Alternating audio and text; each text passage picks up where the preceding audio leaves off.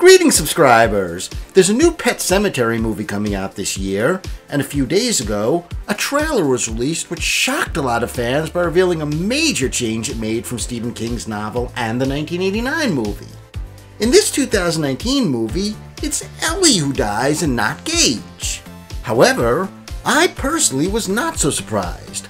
I'd already been well aware this 2019 movie is really not Stephen King's movie, and the 1989 movie is. In fact, I had just finished editing a video called 2019 Pet Sematary is Not Stephen King's, listing 8 reasons for that. I was all ready to post that video, and then suddenly this new trailer gets released, which admittedly now gives an even bigger reason why this movie is not Stephen King's, so I had to go back and tweak my intro to the video on that before publishing. Hence this intro you're watching right now. Nevertheless, here's 8 reasons why I already felt this 2019 movie was not Stephen King's before seeing the recent trailer. Number 1. Some people may have forgotten, but the 1989 movie was not just based on a novel by Stephen King, he actually wrote the screenplay for the movie himself. In contrast, King had nothing to do with the screenplay for this 2019 film. Number 2. Stephen King insisted that the 1989 movie be shot in the state of Maine, where it was all set. While other previous movies of his, like Carrie, Cujo, and The Dead Zone, were all set in Maine, they were all shot elsewhere like California or Canada. But Stephen King said that so many characters and places were based on real people or places in Maine that he said a Pet Sematary movie just had to be shot in Maine if it was to be shot at all. And it was. But in contrast, this 2019 movie was filmed in Canada. By the way, if you're curious to not only see what the locations of the 1989 movie look like today, but also to learn how you could find them yourself, then check out this other video I made called A Guide to Visiting Pet Sematary Locations. Number 3. Stephen King lived only about 20 minutes away from the filming locations of the 1989 movie, and he would visit the set almost every day, talking to the cast and crew, serving almost as an unofficial consultant. In contrast, I'm 99% sure this 2019 movie never had Stephen King visit the set. Number 4.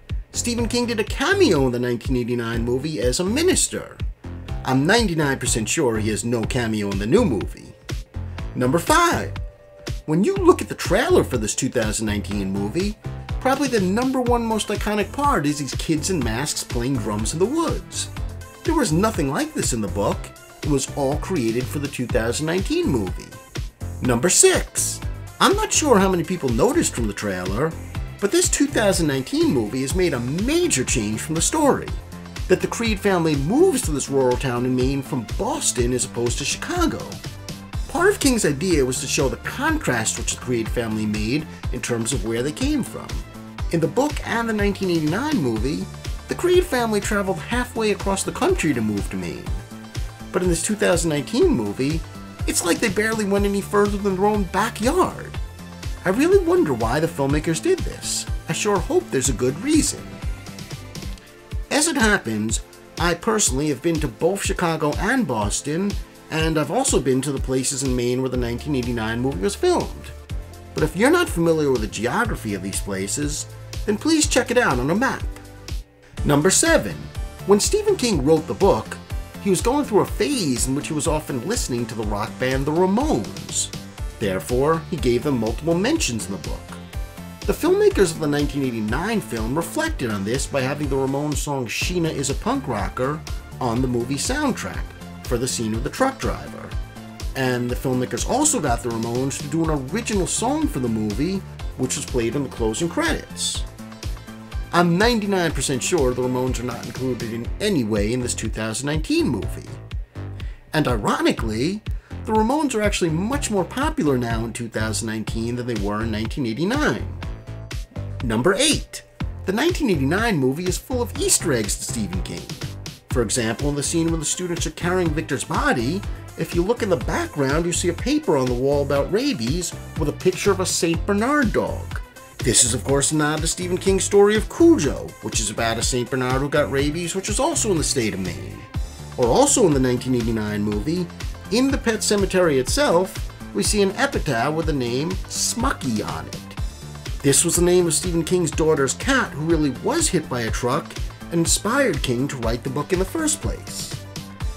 Let's see how many Easter eggs this 2019 movie has to Stephen King. Now, some people could make the argument, I don't care how accurate and faithful this movie is to Stephen King, I only care that it's a good movie. And that's totally fine. I can't yet say if the 2019 movie is better than the 1989 movie, since I haven't yet seen the 2019 movie because it hasn't been released yet. All I'm really trying to do in this video is make the point that the 1989 movie took a lot more inspiration from Stephen King himself, who wrote the novel which these movies were based on. But as always, I welcome any criticism. If you'd like to point out something I'm not seeing, please leave it in the comments below. Or if you think I've made a good point, or want to say anything else, please leave all that in the comments below. And if you've enjoyed this video and you'd like to see more of my videos, then please click the link to this other video of mine, A Guide to Visiting Pet Sematary Locations, to learn how you yourself can visit the filming locations of the 1989 film. Thank you.